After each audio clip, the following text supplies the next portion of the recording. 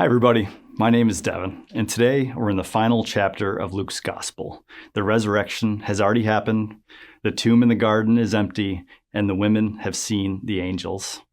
Jesus has appeared, first on the road to Emmaus, and now again, suddenly among his disciples.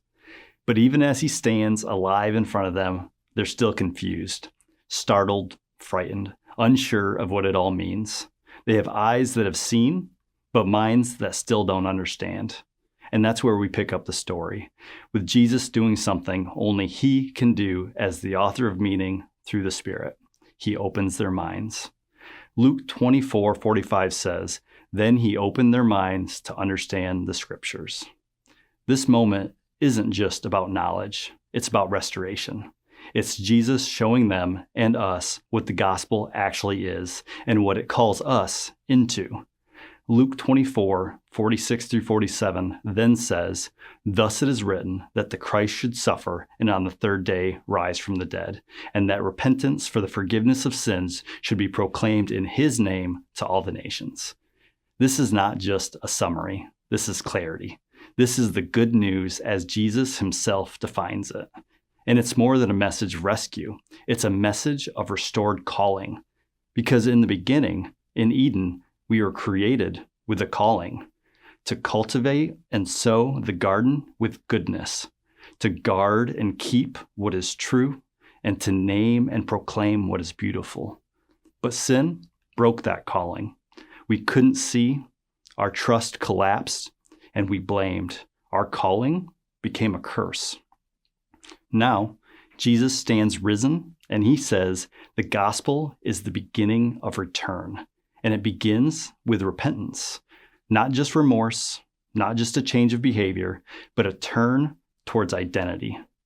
Repentance is what happens when you see him clearly and you realize you are not who you were meant to be. It's the heart waking up. Repentance is the ache of Eden in our spirits and our soul's first turn towards the good Father.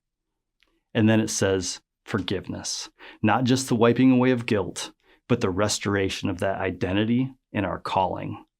Forgiveness is the Father calling you his beloved and putting the coat of calling back around your shoulders. Not just saying you are clean, but saying you are mine. Now walk with me again. Cultivate and sow, keep and speak.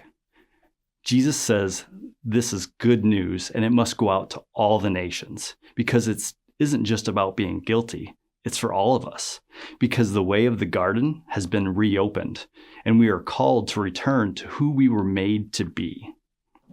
And then Jesus says, "You are witnesses of these things, and behold, I am sending the promise of my Father upon you." The Spirit is coming, not to inspire us to try harder, but to remind us of who we are and who we will become when we respond to his calling. So what do we receive from this moment? That the gospel is not just a way out of judgment. It's a way back to the garden.